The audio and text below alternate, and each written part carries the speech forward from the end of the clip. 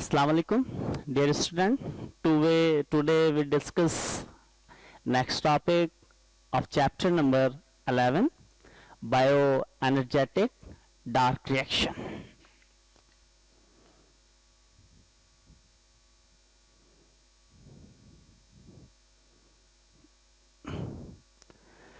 देखिए, इससे पहले हमने डिस्कस किया था लाइट रिएक्शन को कि बेसिकली लाइट रिएक्शन क्या था, और वहां मैंने आपको लाइट रिएक्शन के अंदर इसकी डिटेल बताई थी कि लाइट रिएक्शन के अंदर क्या होता था कि प्लांट लाइट लेता था, लाइट से इलेक्ट्रॉन की एक्टिवेशन होती थी, और जब इलेक्ट्रॉन एक्टिवेट होते थे तो मूव करते थे from one pigment to another pigment, जिसको हमने एंटीना कॉम्प्लेक्स का नाम दिया था, अगर शायद आपको याद हो। ठीक है ना। तो इलेक्ट्रॉन की ट्रांसपोर्ट हुई थी PS2 मतलब क्लोरोफिल बी से इलेक्ट्रॉन मूव किए थे, और मूव करने के बाद कहां गए थे, PS1 मतलब क्लोरोफिल ए के पास। और ये जो इलेक्ट्रॉन की ट्रांसपोर्ट थी, इसको हमने नाम दिया था फोटो फॉस्फोराइलेशन या इलेक्ट्रॉन ट्रांसपोर्ट या फिर फोटोकेमिकल प्रोसेस, जिसके अंदर दो एनर्जीज बनी थी, एक एटीपी की फॉर्मेशन हुई थी और दूसरा NADPH2 की फॉर्मेशन हुई थी। अच्छा देखिए, लाइट रिएक्शन के अंदर तो प्लांट जो है एनर्जीज बनाता है, एटीपी उसने बनाई, NADPH2 बनाया, और ये लाइट रिएक्शन कहां हो रहा था, थैलाक्वाइड मेम्ब्रेन के अंदर। जबकि डार्क रिएक्शन कहां पर होगा, स्ट्रोमा के अंदर होगा, क्योंकि मैंने आपको बताया था इससे पहले कि stroma contain some important enzymes. These enzymes take part in the formation of simple carbohydrate. ठीक है। तो अब देखें, तीन चीजें लाइट रिएक्शन में बनी हुई। क्या चीज लाइट रिएक्शन में बनी? एटीपी और NADPH2, इन दोनों को। और तीसरी चीज क्या चीज? Enzymes of stroma, enzymes of stroma. देखिए, तीन चीज है, नंबर 1 एटीपी, नंबर 2 NADPH2 और number 3 enzymes of stroma are utilize in the dark reaction. और याद रखिएगा मेरी एक बात हमेशा कि dark reaction only proceed in the stroma of chloroplast। और आप जानते हैं कि क्लोरोप्लास्ट कहां पाया जाता है? मेसोफिल सेल ऑफ लीफ के, लीफ के जो मेसोफिल सेल्स हैं वहां पर क्लोरोप्लास्ट मौजूद होगा। लाइट रिएक्शन हो गया। अभी डार्क रिएक्शन के ऊपर हम थोड़ा सा डिस्कशन करेंगे। मैंने इससे पहले प्रीवियस लेक्चर का कुछ आपको हाउ नो दिया ताकि आपके माइंड के अंदर वो चीज सेट हो सके। अब हम डार्क रिएक्शन को डिस्कस करते हैं कि बेसिकली डार्क रिएक्शन है क्या। तो कीप इन योर माइंड, अपने माइंड में रखिएगा कि डार्क रिएक्शन से हरगिज मुराद ये नहीं है कि ये अंधेरे के अंदर होगा, नाइट टाइम के अंदर होगा, नहीं। डार्क रिएक्शन क्यों इसको कहा जाता है? इसलिए इस रिएक्शन को डार्क रिएक्शन का नाम देते हैं कि प्लांट इसके अंदर लाइट को यूटिलाइज नहीं करता, बल्कि लाइट्स को यूटिलाइज करके जो उसने एनर्जीज बनाई होती है, एटीपी, NADPH2, इन दो एनर्जीज को यूटिलाइज करके वो सिंपल कार्बोहाइड्रेट की क्या करता है? फॉर्मेशन करता है। तो इसीलिए इस रिएक्शन को हम डार्क रिएक्शन का नाम देते हैं, क्योंकि प्लांट इसमें लाइट को यूटिलाइज नहीं कर रहा होता। बेशक लाइट आ रही है, उसको लाइट नहीं चाहिए, उसने लाइट से जो एनर्जीज बनाई है उन एनर्जीज को वो क्या कर रहा होता है? यूटिलाइज कर रहा होता है, और यूटिलाइज करके सिंपल कार्बोहाइड्रेट की फॉर्मेशन करेगा। तो dark reaction involve conversion of carbon dioxide to carbohydrate. देखिए यहां पे डार्क रिएक्शन क्या है? Involve conversion of carbon dioxide to carbohydrate. कि डार्क रिएक्शन के अंदर क्या होगा? कार्बन डाइऑक्साइड को कन्वर्ट किया जाएगा कार्बोहाइड्रेट के अंदर।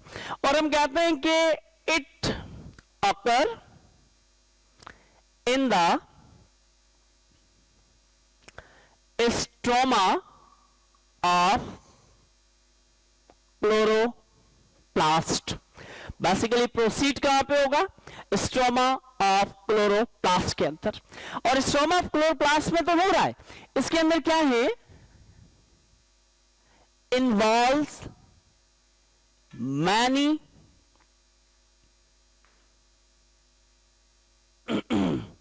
Many reactions. ये मत समझिएगा कि जैसे आप समझते हैं कि like a simple equation, simple equation की तरह जो फोटोसिंथेसिस की इक्वेशन है उस सिंपल इक्वेशन की तरह फोटोलाइसिस ऑफ वाटर हुआ, हाइड्रोजन कार्बन डाइऑक्साइड के साथ कंबाइन हुआ और सिंपल कार्बोहाइड्रेट की फॉर्मेशन हुई, तो it's not simple, is a very complex process. ठीक है, consist on the many step of reaction, involve certain enzymes. ठीक है, तो देखिए मैं यहां पे लिखता हूं कि ईच आपके पास बेसिकली तौर पे each catalyse by different enzymes, कि मैनी स्टेप के ऊपर ये रिएक्शंस कंसिस्ट करेंगे और उनके लिए कई एंजाइम्स जो है आपको रिक्वायर्ड होंगे। इसके अलावा देखिए dark reaction required the product of the dark reaction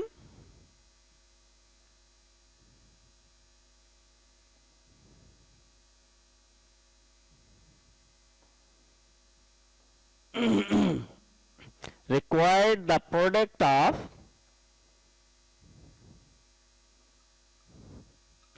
light reaction, कि डार्क रिएक्शन में प्रोडक्ट रिक्वायर्ड होगी किसकी? डार्क रिएक्शन की।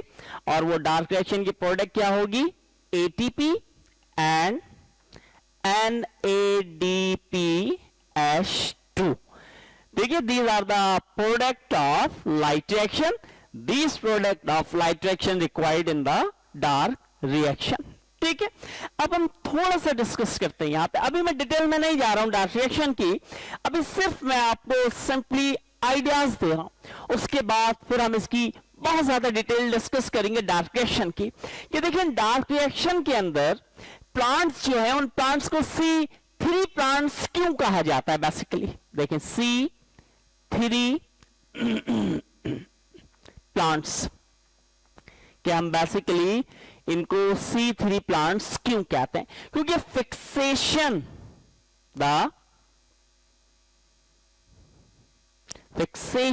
of carbon dioxide in the, कि फिक्सेशन होगी कार्बन डाइऑक्साइड की किसके अंदर? डार्क रिएक्शन ऑफ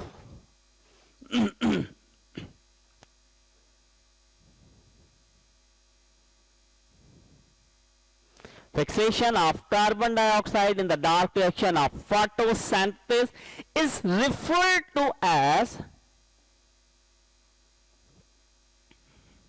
ये जो है आपके पास ये रिफर्ड करता है किसको? Refer to as the C3 pathway, refer to as C3 pathway because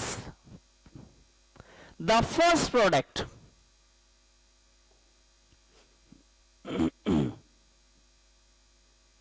क्योंकि इसके अंदर क्या होता है कि जो फर्स्ट प्रोडक्ट है वो क्या होगा? G3P। अब G3P क्या है? Basically glycerate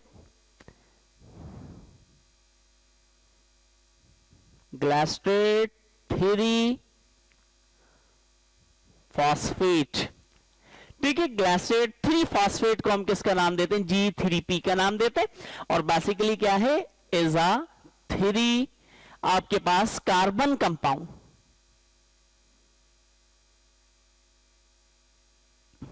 3 carbon compound. The plants, तो देखिए इसके अंदर मैंने कहा कि इज अ 3 कार्बन कंपाउंड, इसके पास 3 कार्बन होते हैं। द प्लांट दैट कॉल्ड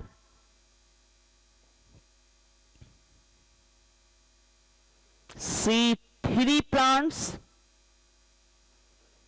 और C3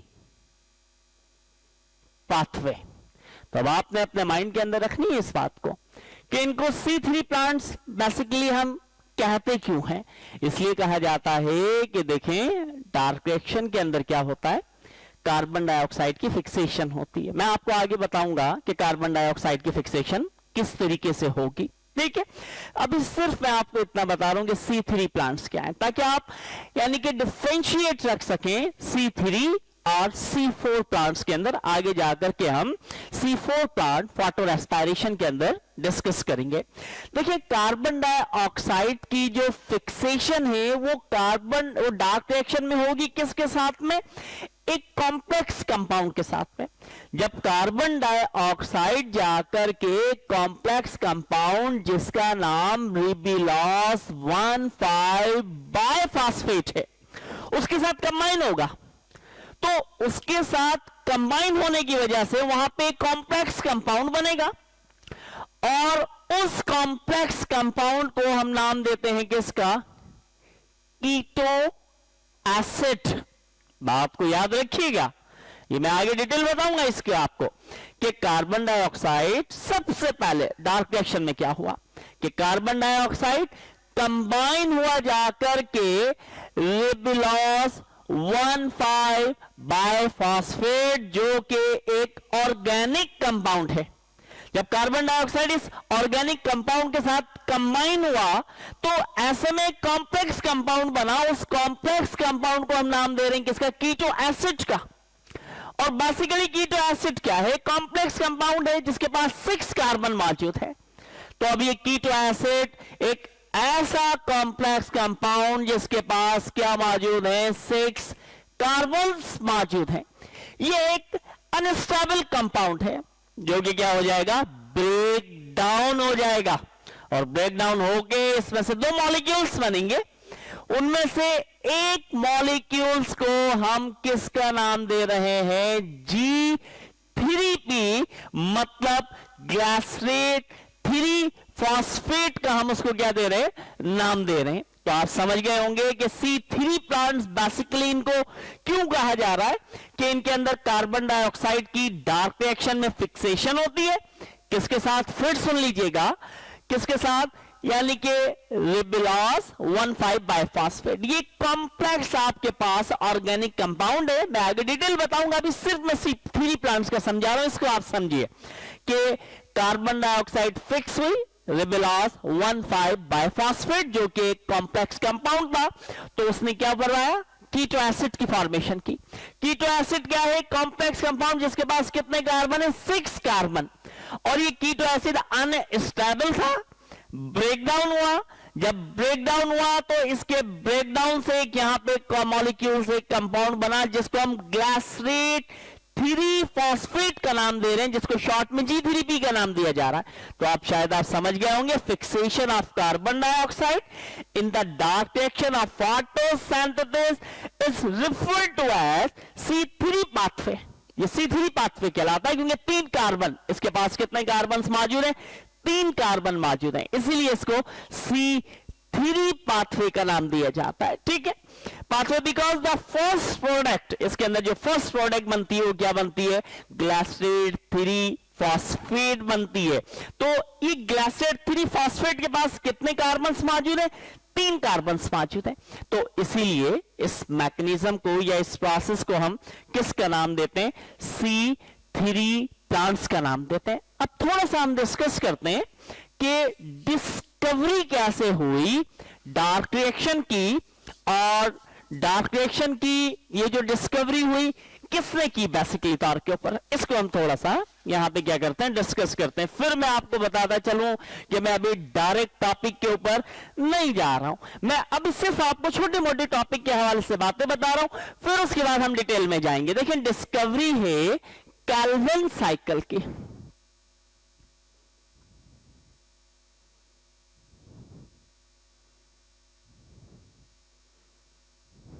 discovery of Calvin cycle, चलें इसको देखते हैं कि ये बेसिकली कैल्विन साइकिल क्या है। देखिए मेल्विन कैल्विन कौन, Melvin Calvin and his colleagues या his co-worker भी आप कह सकते हैं.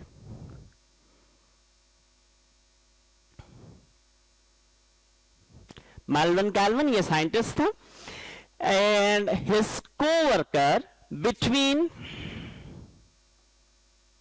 1943 यानी कि मैं ईयर्स सॉरी 1946 टू 19 जो आपके पास है 53 के दरमियान में, यानी कि ये दो साइंटिस्ट जिसकी मैंने बात की, यानी कि मेल्विन कैल्विन ये एक, और इनके जो कोवर्कर थे उन्होंने रिसर्च करी किस दौरान 1946 से 1953 तक. किसके ऊपर भी रिसर्च की? With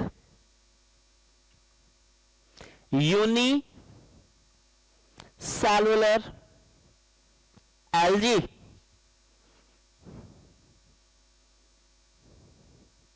chlorella.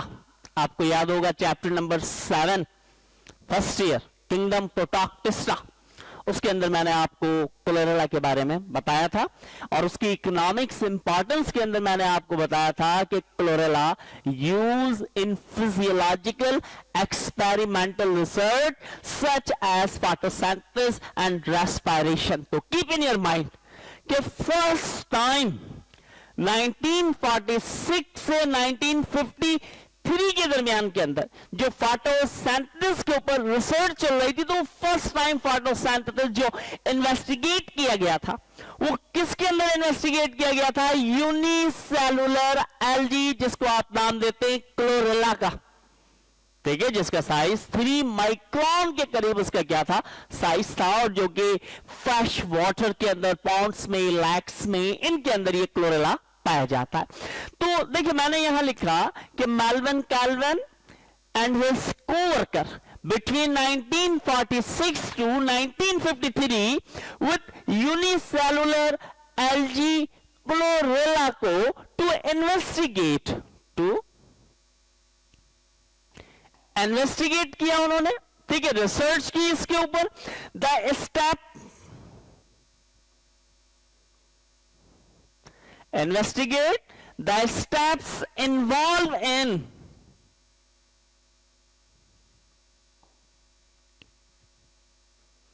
Carbon dioxide fixation. और जी याद रखिएगा कार्बन डाइऑक्साइड की फिक्सेशन किस में होती है?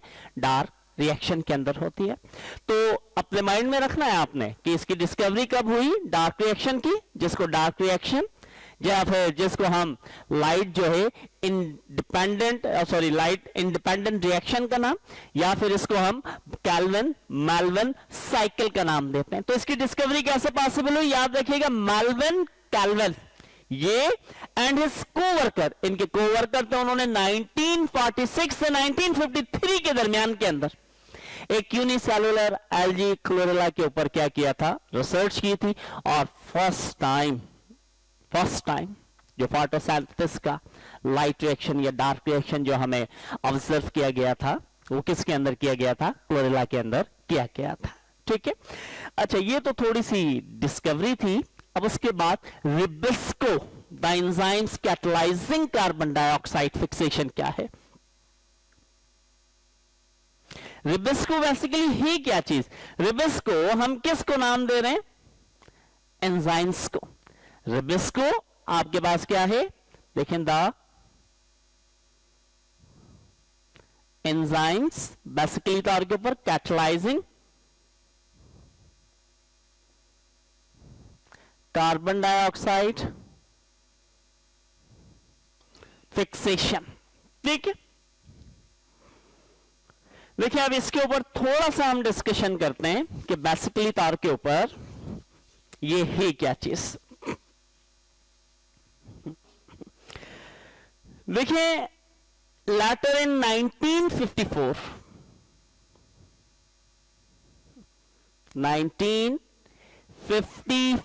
के अंदर एन एंजाइम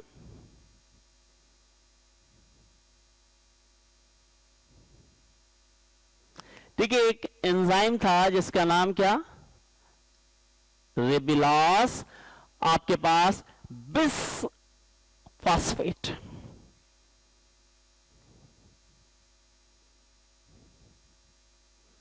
रेबिलॉस बिस फॉस्फेट या रेबिलॉस 1,5 बिस फॉस्फेट या बाइफॉस्फेट, या फिर आप इसको कार्बोक्सिलेज भी कह सकते हैं। कार्बोक्सिलेज या कार्बोक्साइल। एब्रीवेटेड इसको किया गया किसके साथ में? Abbreviated as rubisco. Abbreviated as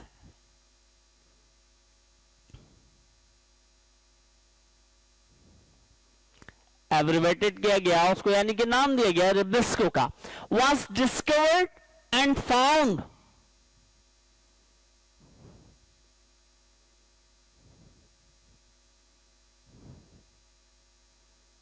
was discovered and found to catalyze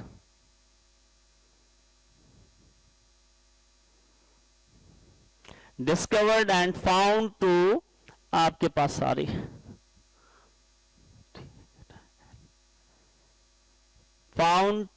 आपके पास क्या है? Catalyse combination of carbon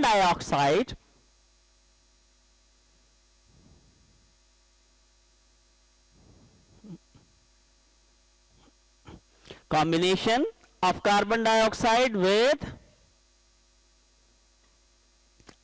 RUBP यानी कि ribulose bis phosphate to form N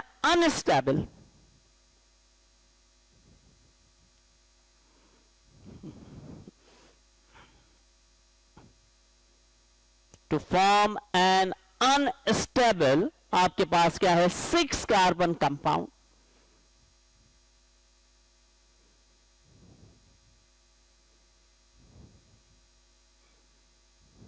six carbon compound, और ये 6 carbon compound at split break हुआ था। अभी मैंने कुछ देर पहले आपको बताया दैट स्प्लिट इनटू 2 आपके पास बेसिकली तौर पे क्या है? मॉलिक्यूल्स।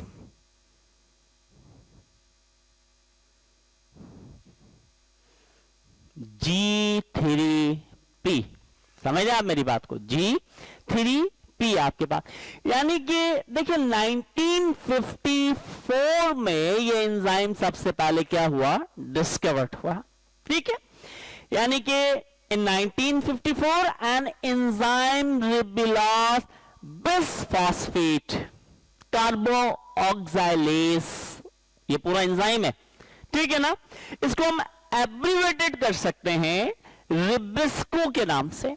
वाज डिस्कवर्ड, ये एंजाइम डिस्कवर्ड हुआ 1954 में, एंड फाउंड टू कैटलाइज, और ये देखा गया कि ये कैटलाइज करता है किसके अंदर? Combination of carbon dioxide with RUBP। मतलब क्या कि देखिए ये जो रिबिस्को एंजाइम है, रिबिस्को एंजाइम डार्क रिएक्शन के अंदर क्या करता है? RUBP क्या है?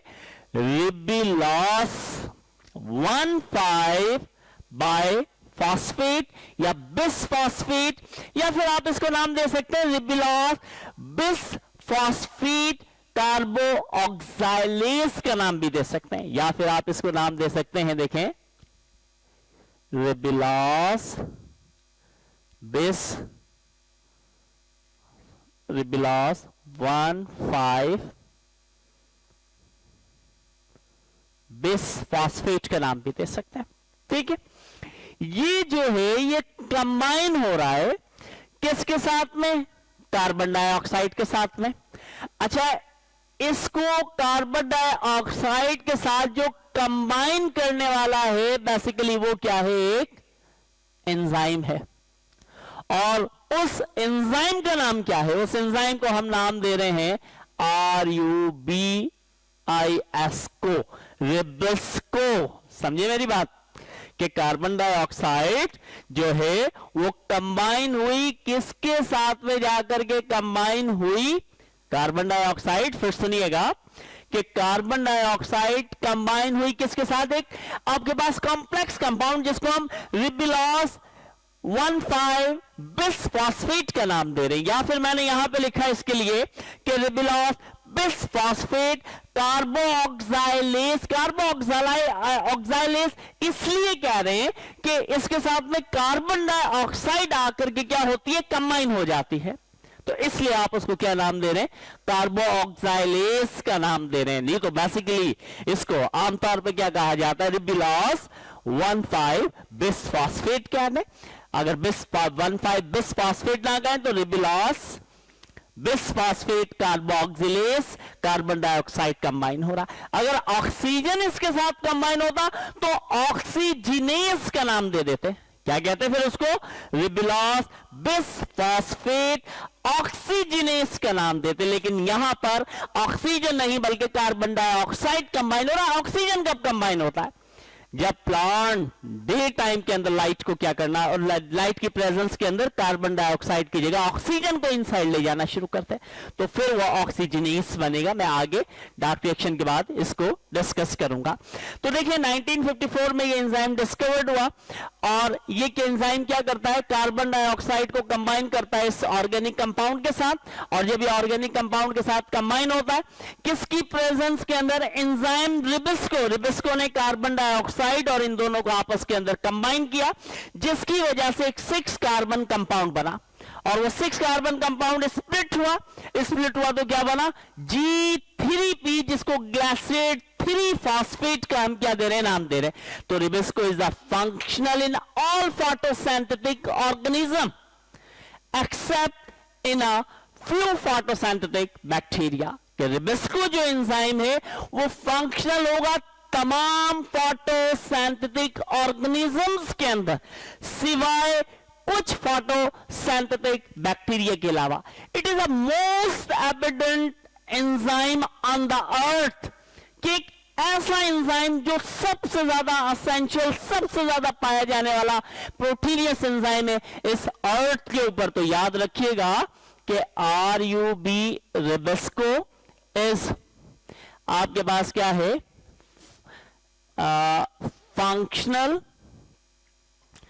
in all photosynthetic organisms except photosynthetic bacteria। कि फोटोसिंथेटिक बैक्टीरिया के अलावा ये सब के अंदर क्या है, आपके पास पाया जाता है। तो ये तो देखिए हमने थोड़ी सी इस लेक्चर के अंदर मैंने डार्क रिएक्शन का बताया, डिस्कवरी बताई, एंजाइम्स का बताया, फिर इंशाल्लाह नेक्स्ट रिएक्शन के अंदर हम डार्क रिएक्शन को डिटेल के अंदर डिस्कस करेंगे। Thank you very much. अस्सलाम वालेकुम।